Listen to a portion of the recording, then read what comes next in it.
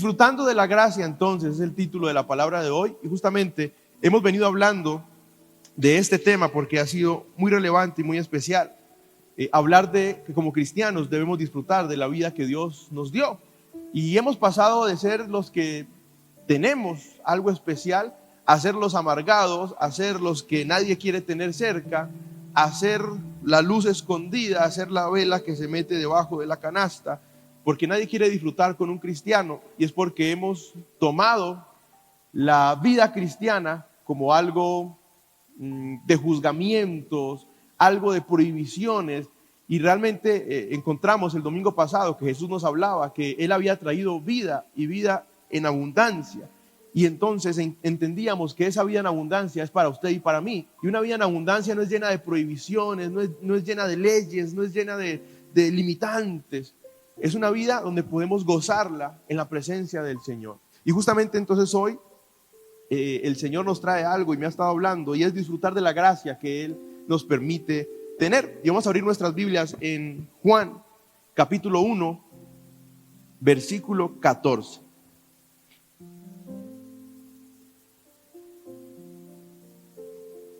Juan, el Evangelio de Juan capítulo 1 versículo 14. Dice la palabra: y aquel, esto lo voy a leer en la versión, en la Reina Valera, pero luego voy a estar leyendo en la traducción viviente. Y aquel verbo fue hecho carne y habitó entre nosotros, y vimos su gloria, gloria como la del unigénito del Padre, lleno de gracia y de verdad. Juan dio testimonio de él y clamó diciendo: este es de quien yo decía, el que viene después de mí es antes de mí, porque era primero que yo. Porque de su plenitud tomamos todos, y gracia sobre gracia. Pues la ley por medio de Moisés fue dada, pero la gracia y la verdad vinieron por medio de Jesucristo. Y esto nos abre un panorama bien especial acerca de lo que es la gracia. Y la gracia no es más que Jesucristo. Y Jesucristo habitando en nosotros es justamente la gracia. Sí, hemos solamente hablado de la gracia como el poder salvador, pero va mucho más allá. Y la palabra está diciendo entonces que había una palabra, que el verbo fue hecho carne, Jesucristo. Y dice que estuvo entre nosotros y que vimos su gloria y que venía lleno de gracia y lleno de verdad. Pero también dice que había una plenitud en él, y el jueves pasado hablamos de eso, de que Cristo es nuestra plenitud, que cuando Cristo es nuestra plenitud quiere decir que Él llena absolutamente todo en todos y en todo lugar. Es la plenitud en la iglesia, en su vida, en mi familia, en su casa. Es la plenitud en todo. Pero dice también que vino a traer gracia sobre gracia, es decir, una gracia desbordante y abundante que tal vez usted y yo no estamos viviendo. Y dice que antes había sido entregada la ley, porque la ley nos permitía saber qué estábamos haciendo mal. Pero dice que con Jesucristo fue al contrario. Él trajo la gracia y la verdad. Es decir, ya no había una ley que nos estuviese juzgando, sino que había una libertad para vivir conforme a lo que Dios estaba allí disponiendo para nosotros. Así que la vida cristiana es imposible de vivir o de entender si no comprendemos la revelación de la gracia, si no comprendemos lo que la gracia significa.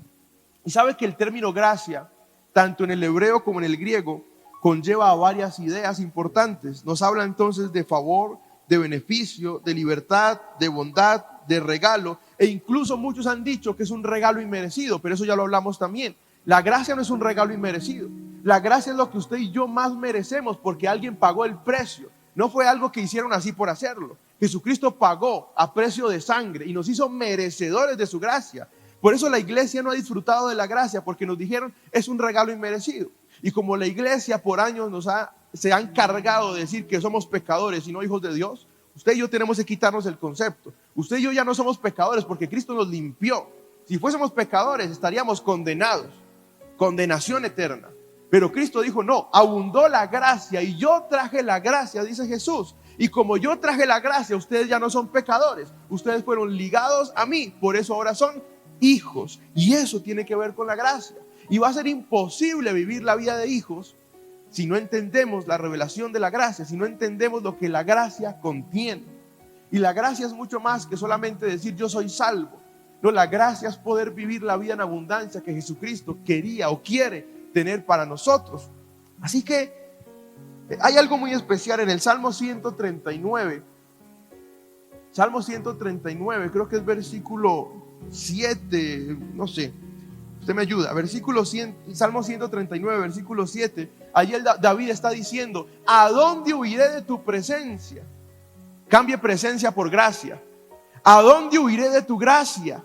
¿A dónde podré esconderme? Y si no estoy mal, la palabra dice: si subo al cielo, allí estás tú.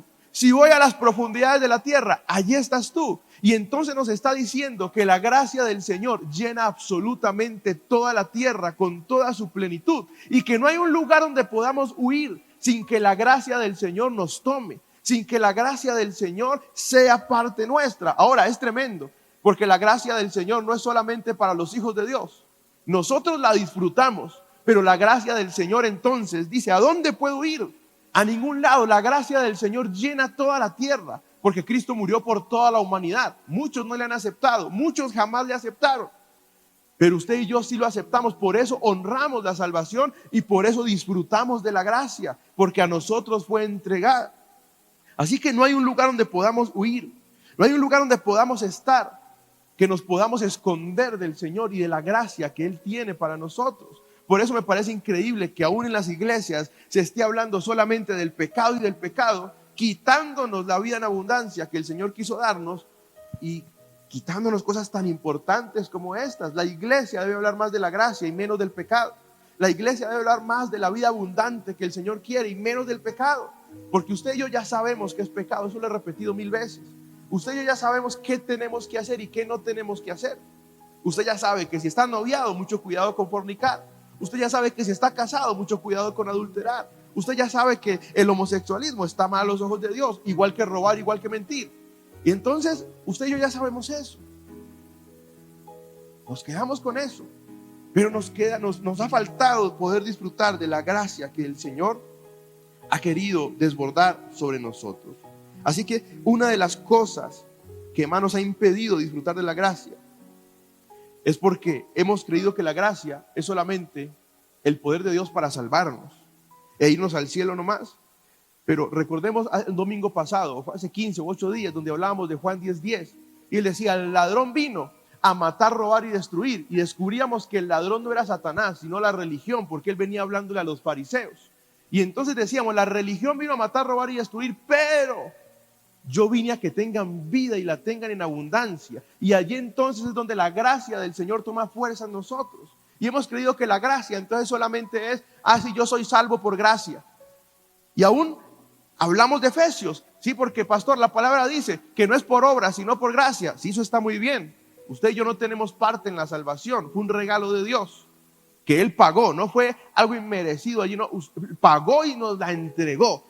Por eso usted tómela con valor y tómela allí, abrace la gracia, porque fue algo que el Señor le dijo: mire, como usted me recibió, aquí le entrego, aquí hay una gracia. Pero la gracia no fue solamente para decir usted va a ser salvo. La gracia fue para empoderarnos en este mundo y poder vivir la vida en abundancia que el Señor tiene para nosotros. Mire lo que dice Efesios 2, versículo 8. Dios salvó por su gracia cuando creyeron. ¿Usted creyó? ¿Nadie creyó? Usted creyó. Y dice: Dios los salvó por su gracia. Estamos en Efesios 2. Dice: ustedes no tienen ningún mérito en esto. Ya no sabemos la palabra de memoria. Dice: la salvación no es un premio por las cosas buenas que hayamos hecho. Así que ninguno puede jactarse de ser salvo.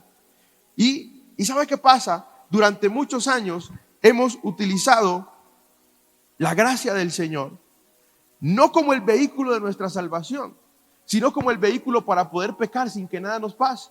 Y aquí ha dicho que no hay nada más que podamos hacer porque ya somos salvos. Pero la gracia está muy lejos de ser el pase o el permiso para yo pecar sin que nada pase. Porque cuando yo disfruto de la gracia, entonces me aparto del pecado. La vida abundante del Señor está fuera de pecado. Y usted y yo entonces no podemos decir somos siempre salvos. Claro que somos siempre salvos. Pero dice: a los que creyeron les fue entregada. Fueron salvos por gracia cuando creyeron. Y si usted creyó, usted decidió cambiar de gobierno. Entonces veníamos de un gobierno donde todo era pecado, donde todo era muerte, donde todo era condenación. Y un día dijimos: Señor, yo te recibo y creo en ti. Aunque no te vea, aunque no sé si eres real, aunque me han estado insistiendo acerca de ti, yo hoy digo: Señor, yo te recibo como Señor y Salvador. Y cuando lo recibí, entonces creí. Y cuando creí, cambié de gobierno. Entonces le dije a Satanás, mire Satanás, usted antes me gobernaba, usted antes ordenaba mi vida, o la desordenaba más bien. Usted antes mantenía allí haciendo todo en mi vida. Pero desde que yo recibí a Cristo, cambié de gobierno. Usted ya no gobierna más, ahora me gobierna el Señor. Allí quedó entonces el pecado, allí quedó la condenación, allí quedó todo lo que por años estaba cargando y lo que la iglesia ha querido que yo siga cargando. Pero entonces el Señor dijo, no, ustedes ya son salvos por gracia y no hay nada que puedan hacer para que sean salvos. Ya se los entregué, ya es de ustedes, yo ya pagué el precio.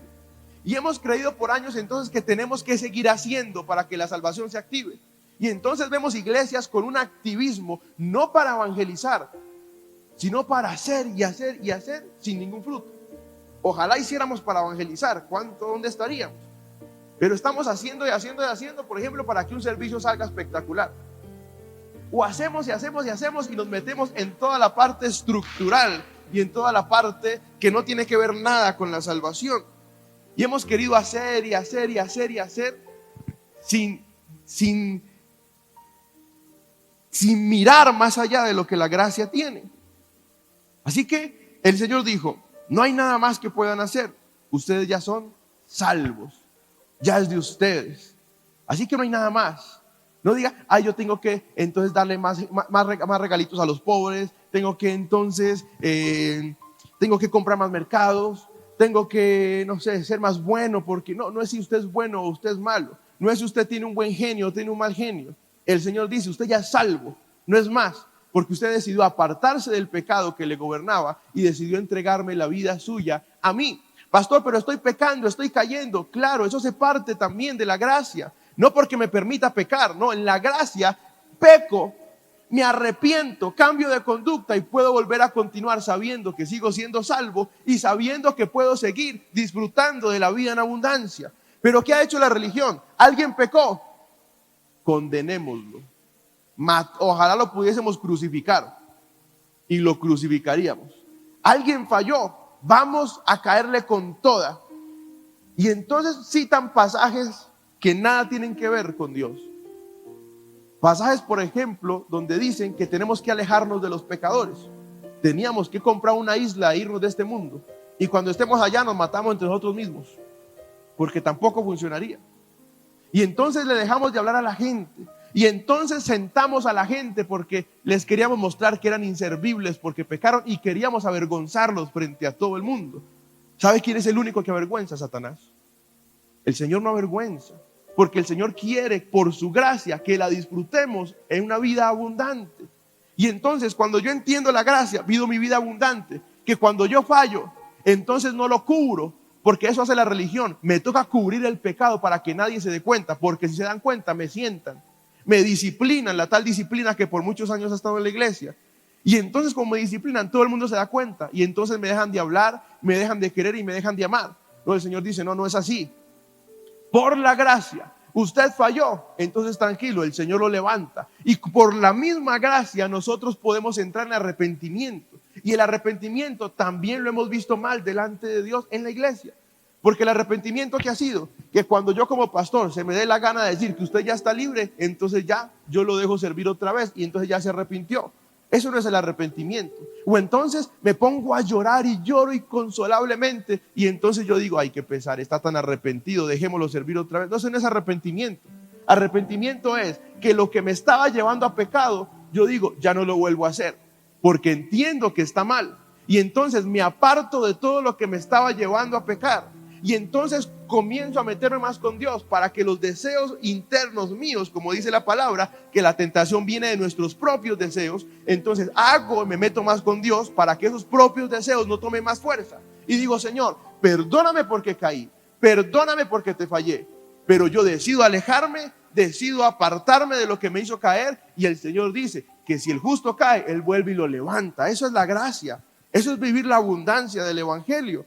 Y no lo que la religión nos ha querido quitar. Ahora, desde la creación del mundo, la gracia de Dios ha sido manifestada, gústenos o no. Por ejemplo, Adán y Eva pecaron y merecían la muerte, pero la gracia de Dios les dio vida. Tuvieron que pagar un precio, claro. Hubo algo, pecaron, Y el pecado siempre trae algo malo.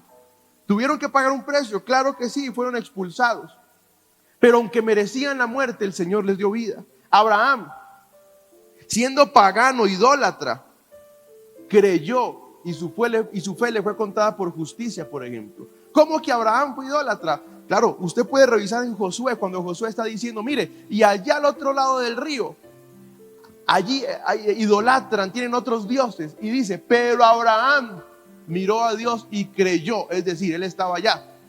Dice, habla incluso del padre de Abraham. Y dice que entonces tenían dioses paganos y dioses ajenos. Y dice, y Abraham decidió creer. Y el Señor lo sacó al otro lado del río. O sea que Abraham, siendo pagano, siendo idólatra, siendo un pecador, un día dijo, no, yo decido creer. Y esa fe que activó en ese momento le fue contado por justicia. Eso es gracia. Eso es gracia. Que aún siendo el peor pecador, que aún siendo el más pagano, un día dije, Señor, yo quiero recibirte. Y el Señor dijo, entonces esa fe te es contada por justicia. Eso es vivir la vida abundante. Pero la iglesia dice, no, si este es pecador, si este es violador o si este ha hecho tantas cosas, a la iglesia que ni se asome, porque aquí solamente estamos los santos del Señor. No, aquel que se arrepiente también es un santo del Señor. David, aunque pecó, su pecado no le hizo caer de la gracia. Al contrario, luego Dios dijo, este es un hombre conforme a mi corazón. Y usted sabe todo lo que hizo David. Desobedeció al Señor cuando hizo un censo. Mató a un hombre que era inocente. Se acostó con la mujer de ese hombre. Hizo y deshizo hasta que ya no más. Y luego el Señor se para y le dice, David, eres un hombre conforme a mi corazón. Esto solamente lo hace Dios. Por eso deje de pedir un corazón como el de David también. Eso también ha pasado en las iglesias. Señor, dame un corazón como el de David. ¿Para qué? Un corazón que peca y peca y peca. No, Señor, pida un corazón como el de Jesucristo. Un corazón que se mantiene firme a la palabra y firme a los designios de Dios. Pero no pida un corazón como el de David. Jamás, ni se le ocurra eso. Pero a pesar de todo esto, recuerde que dijo que el verbo se hizo carne y que trajo toda la plenitud y gracia sobre gracia. Es decir, que la gracia abundó desde el principio de la creación. Y gente que tenía que morir no murió para mostrar lo que luego vendría con Jesucristo. Recuerde que todo lo que vemos en el Antiguo Testamento es sombra de lo que ya venía, de lo que íbamos a vivir en Cristo. Y entonces, aunque David pecó, el Señor halló gracia sobre él. ¿Sabe? Romanos 5:20 nos dice algo especial. Si la ley de Dios fue entregada para que toda la gente se diera cuenta de la magnitud de su pecado. Pero mientras más pecaba la gente, más abundaba la gracia de Dios. Y aquí el apóstol Pablo sigue diciendo algo. Y él dice, ¿y acaso estoy diciendo que deben seguir pecando para que abunde la gracia? Y dice, por supuesto que no. Lo que quiere decir este pasaje es que aunque el mundo estaba en pecado, que aunque el mundo estaba en condenación, que aunque el mundo estaba ya listo para que el enemigo tomara posesión de él por completo, la gracia del Señor fue más grande. La gracia del Señor fue más poderosa. La gracia del Señor fue más grande que todo lo que el enemigo quería traer. La gracia del Señor fue más grande que el pecado. Por eso Él envió a Jesucristo, el contenedor de la gracia, para que usted y yo, aunque estábamos muertos en delitos y pecados, pudiésemos gozar la vida. Porque en esta vida usted y yo estábamos condenados a muerte. Pero a través de la gracia el Señor dijo, ya no habrá muerte, ahora habrá salvación y habrá vida y vida en abundancia. Eso fue lo que el Señor quiso traer. Y eso es lo fuerte que es para Dios.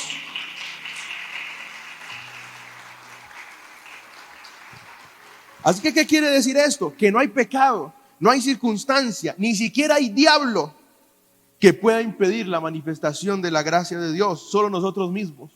Dice la palabra que cuando creímos se activó la gracia. Si usted no cree, entonces no va a pasar nada.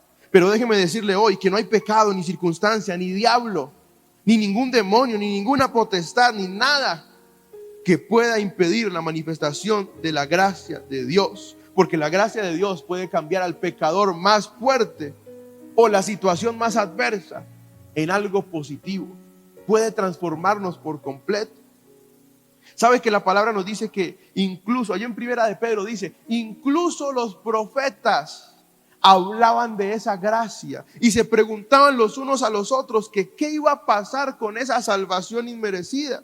Y dice inclusive allí Primera de Pedro 1, dice en el versículo 12, Y se les dijo que los mensajes que habían recibido no eran para ellos, sino para nosotros. Y ahora esta buena noticia se les fue anunciada a ustedes por medio de aquellos que la predicaron con el poder del Espíritu Santo enviado desde el cielo. Y mire qué especial, dice, todo es tan maravilloso que aún los ángeles observan con gran expectación cómo suceden las cosas. Mire qué especial, la gracia en la cual usted y yo vivimos, la gracia en la cual está inmersa en nosotros. Dice que aún los profetas anhelaban, los profetas del antiguo pacto anhelaban poder vivir lo que usted y yo estamos viviendo. Dice entonces que aún los ángeles miran desde el cielo, viendo cómo la gracia del Señor inunda toda la tierra, y la iglesia destruyendo lo que el Señor quiere hacer.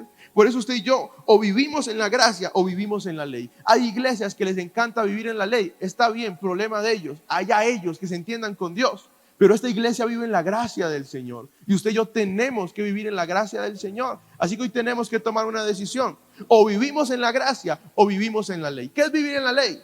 Mantener el sistema religioso que nos fue enseñado, donde todo era pecado, donde todo era prohibido, donde todo estaba mal y donde se le añadía más al pecado.